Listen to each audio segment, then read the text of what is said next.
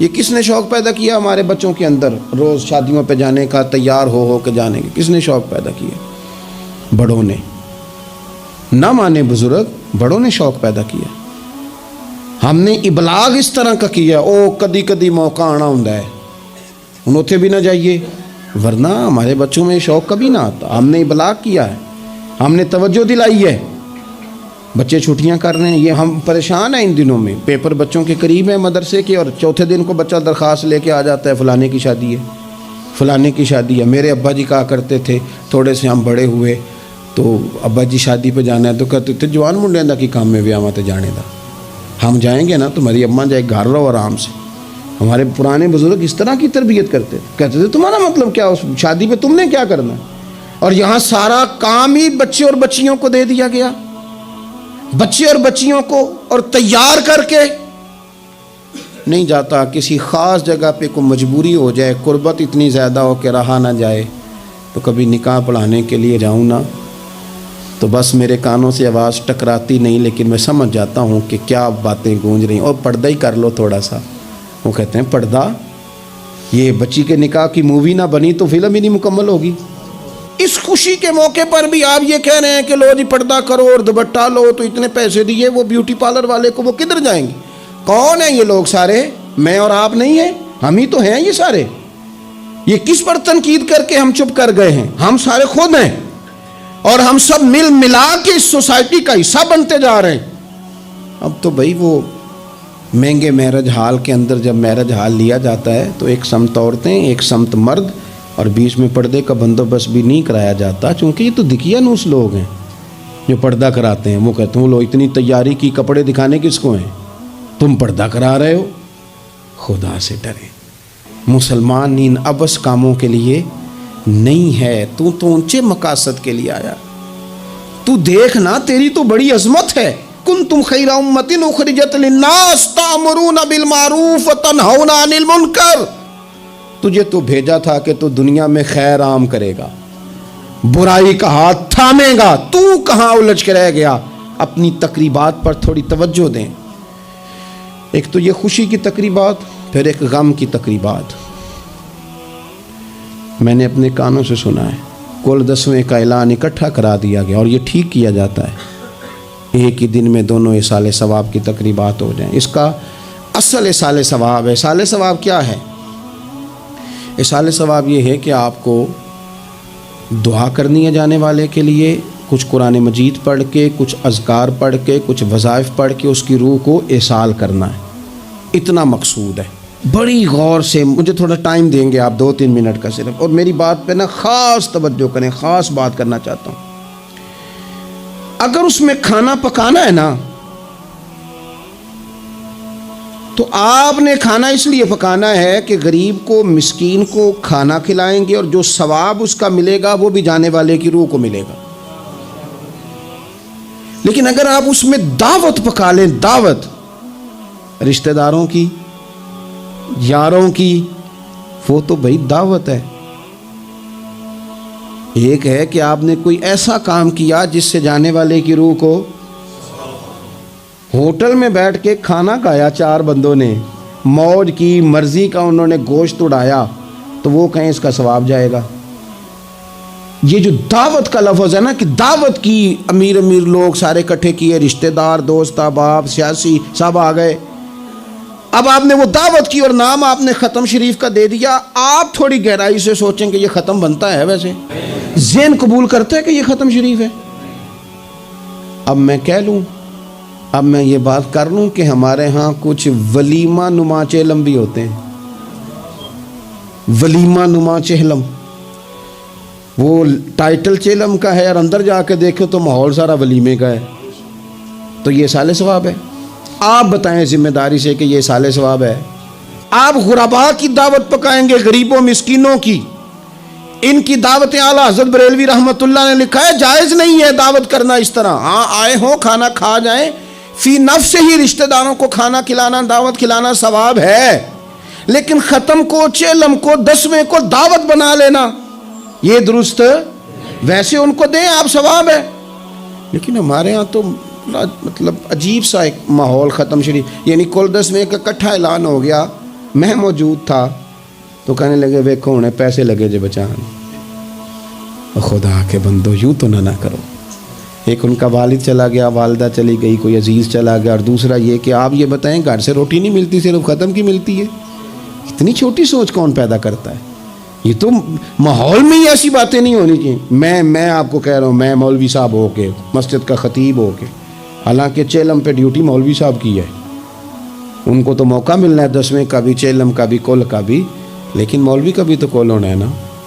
اسے بھی تو خیال کرنا چاہیے کہ جو چیزیں درست ہیں صرف اتنی درست ہیں، حد بندی سے باہر جائے تو چیز ٹھیک نہیں رہتی. اس لیے ان تقریبات کو بھی یقین کریں. کل شریف پہ ماحول دعوت کا نہ ہو. میں آپ کو ذمہ داری سے کہتا ہوں، کسی کا باپ فوت ہو جائے تو جتنی اچھی دعا وہ مانگ سکتا ہے، درد سے اتنی کوئی اور نہیں مانگ سکتا. لیکن وہ تو دعوت پکا رہا ہے نا، وہ تو دیگوں پہ ہے، وہ تو ٹینٹ کا سامان اکٹھا کر رہا ہے، وہ تو ترتیب لگا رہا ہے. اور میں ذمہ داری سے کہتا ہوں، کل سے پہلے 10ویں کے بعد، چیلم کے بعد بیٹوں کی لڑائی ہوتی ہے کہ خرچہ زیادہ آیا، تم حصہ نہیں پورا دے رہے. یہ سال ثواب ہے. تیرے ذمہ 25,000 ہے، تیرے ذمہ 30,000 ہے، یہ سال ثواب ہے.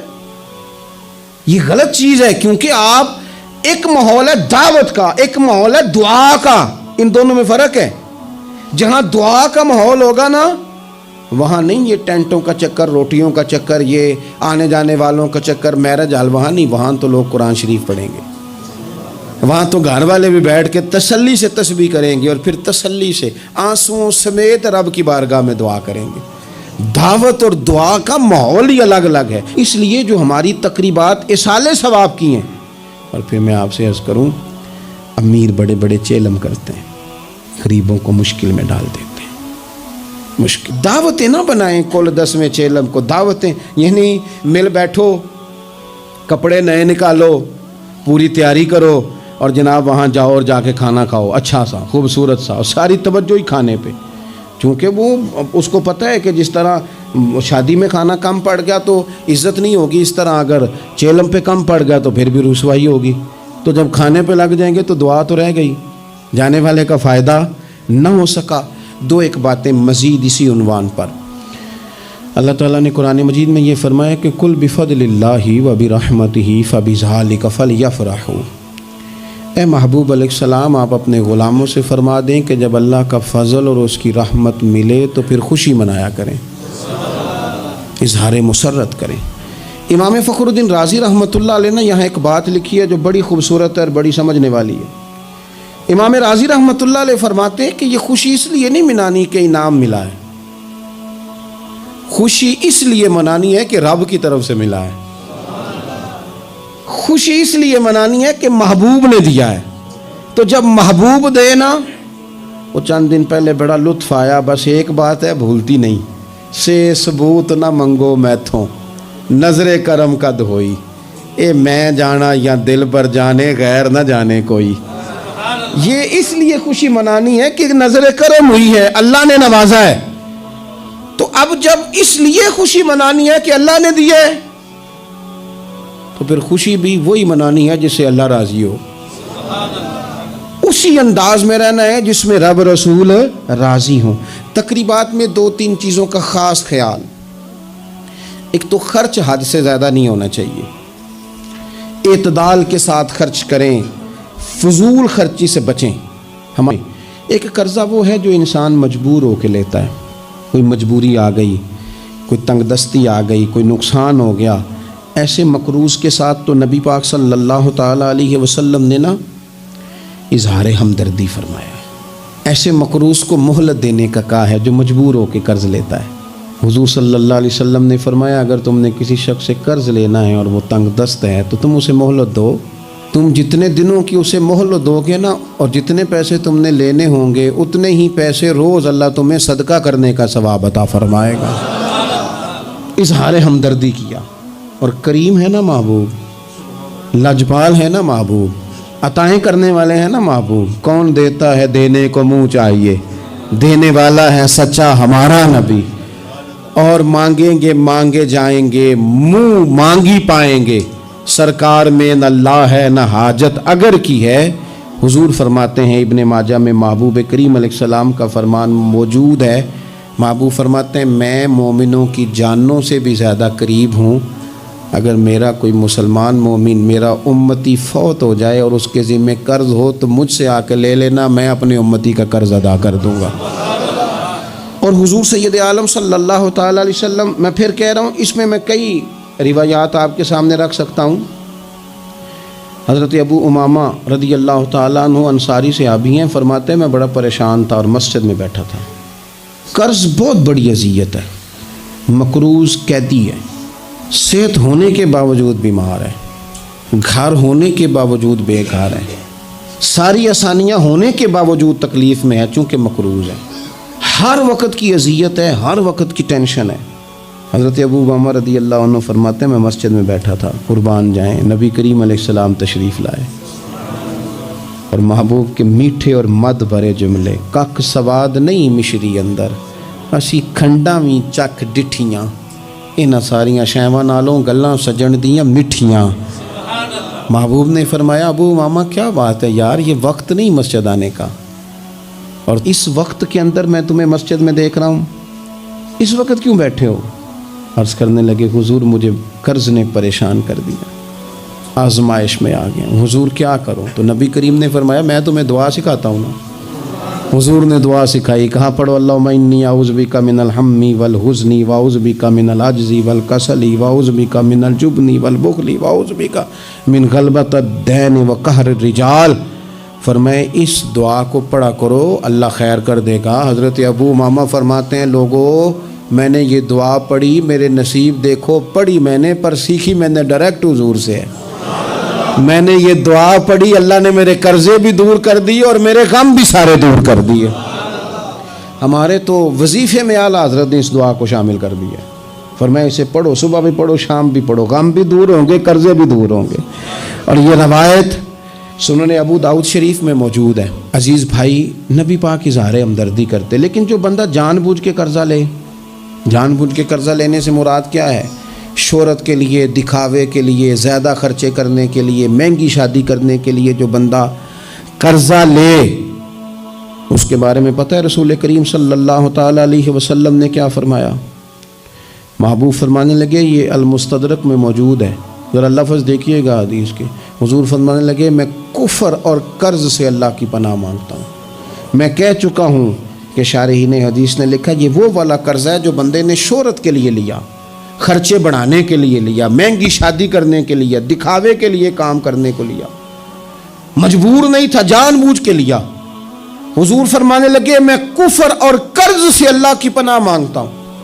تو صحابی نے عرض کی یا رسول اللہ آپ قرض اور کفر کو برابر کر رہے ہیں، ایک جگہ ذکر فرما رہے ہیں؟ تو حضور نے فرمایا ہاں میں ایک جگہ ذکر کر رہا ہوں، میں ان دونوں کا ذکر اکٹھا کر رہا ہوں، کفر اور قرض۔ اتنی بڑی بات، اعتدال میں رہیں، کم سے کم قرضے، اور یہ سارا کچھ ہو سکتا ہے، کوئی مشکل کام نہیں ہے۔ دوسری بات، ایک تو شادی میں خرچ کم سے کم کریں تقریبات میں، اور دوسری بات یہ کہ تیسری گزارش تقریبات کے حوالے سے، تیسری اور آخری یہ ہے کہ ہم نا شادی ہو، بیاہ ہو، کوئی بھی معاملہ ہو، ہمارا یہ مزاج بن گیا ہے کہ ہم نا تعلقات نبھاتے ہیں، دفتر کے لوگوں کو بلائیں گے، ہمارے جو بزنس کے متعلقہ لوگ ہیں ان کو دعوتیں دیں گے، جن لوگوں سے ہمیں کوئی سیاسی سماجی کام پڑ سکتا ہے انہیں بلائیں گے، دعوت بھی کبھی کھلائیں گے تو کوشش کریں گے اس بندے کو کھلائیں جو بندہ نا جس کی ذرا فوٹو صحیح آتی ہے، لائکس اچھے ملتے ہیں۔ اسی طرح کا معاملہ شادی میں ہم نے کر لیا ہے، صرف اپنے فائدہ دیکھ کے، نفع دیکھ کے، بلکہ اخباروں میں بعض میں خبر آتی ہے فلاں کے بیٹے کا ولیمہ سیاسی اجتماع بن گیا، غربا کو موقع نہیں ملتا۔ ہمارے استاد صاحب بات سنایا کرتے تھے، وہ فرماتے تھے کہ ایک آدمی کو کسی نے بلا لیا شادی پہ، تو کسی گیراج میں کسی ورک شاپ پہ کام کرتا تھا، تو وہ نہ وہیں سے کپڑے نہ بدل سکا، انہی کپڑوں میں اسی طرح آلودہ تھے کام کے ساتھ۔ اس نے کہا کہ اگر میں گھر گیا تیار ہونے تو وہ لیٹ نہ ہو جاؤں، تو اسی طرح چلا گیا۔ اس کو چوکیدار نے اندر ہی نہیں جانے دیا، کہا تو کدھر آ گیا؟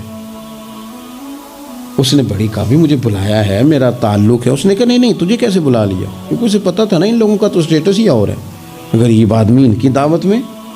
اس نے کہا جا تجھے نہیں بلایا، اندر ہی نہیں گھسنے دیا۔ اب وہ جلدی سے گاڑی بھگا کے گھر گیا، وہ کاٹن شاٹن مایا شایا تگڑے کپڑے ویس کوٹ اچھے طرح سوٹ بوٹ پہن کے جب وہ واپس لوٹا نا تو اس نے جناب خود سے اسی چوکیدار نے خود دروازہ کھولا، اندر بھیجا۔ اب وہ جب کھانا شروع ہوا نا تو اس نے ایک ڈونگا لیا سالن کا اور اپنا کرتا پکڑ کے اس میں ڈبو دیا، پھر دوسرا کرتا ڈبو دیا۔ لوگوں نے کہا تم باولے تو نہیں ہو گئے، یہ کیا کر رہے ہو؟ اپنے کپڑے آلودہ کر رہے ہو سالن سے۔ کہنے لگا میری تو دعوت نہیں، دعوت تو کپڑوں کی ہے، اگر میری ہوتی تو مجھے تو پہلے بھی داخل ہونے دیتے، یہ تو ان کپڑوں کی دعوت ہے میاں، تو یہ چونکہ ان کی دعوت ہے تو انہیں کہہ رہا ہوں کھاؤ کھانا، میری تو ہے ہی نہیں دعوت، تو ان کو کھانا چاہیے، اس لیے کہ یہاں تو گاڑیوں کی دعوت ہے، یہاں تو کوٹھیوں کی دعوت ہے، یہاں تو دعوت اس بات کی ہے کہ بڑی بازاروں میں کون آیا ہے؟ رسول کریم صلی اللہ تعالی علیہ وسلم نے فرمایا ولیمے کے کھانوں میں بدترین کھانا، یہ صحیح بخاری ہے، فرمایا ولیمے کے کھانوں میں سے بدترین کھانا وہ ہے اس میں امیروں کو تو بلایا جائے پر غریبوں کو نہ بلایا جائے، بدترین دعوت ہے۔ اس لیے بعض صوفیہ تو یہ فرماتے ہیں کہ کوشش کر کے نا بعض غریبوں کو منت کر کے لے آؤ اپنے ولیمے کی، اپنی تقریبات کی دعوتوں میں، تاکہ تمہارا کھانا اچھا کھانا تو بن جائے نا، تمہارا کھانا بہترین کھانا تو بن جائے نا، تمہارا کھانا اعزاز والا تو ہو جائے، کچھ تو غرباء کو دعوت دے لو۔ لیکن ہماری تقریبات ہماری ذاتی معاملات کا حصہ بن جاتی ہیں۔ میں تو مذہبی تقریبات بھی دیکھتا ہوں، مذہبی تقریبات میں بھی ہماری پوزیشن کچھ اسی طرح کی ہے۔ میں اپنے بارے میں کئی دفعہ دوستوں کو کہہ چکا ہوں کہ دین کا خادم سمجھ کے دعوت دینا تو بڑی اچھی بات ہے، لیکن ہمیں برانڈ نہ بناؤ۔ ہمیں بعض جگہ بڑی اچھی طرح سمجھ آ جاتی ہے کہ بعض آدمی کا بات کرنے کا سٹائل کیا ہے، اور جو آدمی روز اتنی لمبی چوڑی تقریر کرتا ہے اس کو جب آگے کوئی شخص بات سنانے کی کوشش کرتا ہے تو پتہ چلو اکثر چل جاتا ہے کہ کہاں سے بات کر رہا ہے۔ چلیں جواب نہ دینا کئی دفعہ اخلاقی طور پر درست نہیں ہوتا۔ دینی تقریبات کو کوئی ضروری ہے کہ 600 آدمی 400 آدمی بیٹھے گا تو پھر ہماری محفل ہوگی؟ کوئی ضروری ہے؟ اس لیے تو غریب آدمی نے جلسے کو ہاتھ ڈالنا ہی چھوڑ دیا، جلسہ مہنگا ہی بڑا ہے۔ غریب آدمی نہیں یہ کام کرتا، وہ کیسے محفل کرے گا؟ وہ تو آپ ساؤنڈ والے کے پاس جائیں تو کہتا ہے دور بدل گیا ہے، اب کہاں 1500 میں ساؤنڈ لگتا ہے۔ وہ تو چونکہ ہم نے ہر چیز کو برانڈ بنا دیا، کمرشل کر دیا، ماحول اور طرح کا بنا دیا ہے، یہ کام نہ کریں۔ آپ اس کو دین ہی بنائیں اور یہ ذوق ہی رہے نا تو بھائی اس کے لیے پھر کسی آرٹیفیشل نعت خواں کو بلانے کی ضرورت نہیں ہوتی، محلے کا لڑکا بھی سونی نعت پڑھ لیتا ہے۔ اس کے لیے پھر اپنے خطیب صاحب بھی بڑی بہترین تقریر کر لیتے ہیں جو ہمیں 5 نمازیں پڑھاتے ہیں، پھر یہاں بھی سارے کام، لیکن ذہن تقریبات کے لحاظ سے بن گیا ذرا بڑا اونچا سا۔ دین اپنی ذاتی حیثیت رکھتا ہے، اپنی تقریبات کو شستہ کریں، سنجیدہ کریں، صاف ستھرا کریں، جتنی بھی قباحتیں ہیں اخلاقی ہیں مالی ہیں ان کو دور کریں۔ ہم مسلمان ہیں، مسلمان بڑا سنجیدہ سا ہوتا ہے، سونا سا ہوتا ہے، اس کے رویے بڑے میٹھے ہوتے ہیں، اس کے آنے جانے کے معاملات میں شائستگی ہوتی ہے، اسے دیکھ کے پتہ چلتا ہے کہ یہ رسول اللہ کا ماننے والا ہے، یہ نبی کریم علیہ الصلوۃ والسلام کا تربیت یافتہ امت ہے۔ اللہ تعالیٰ سمجھ عطا فرمائے۔ آخر دعوانا الحمدللہ۔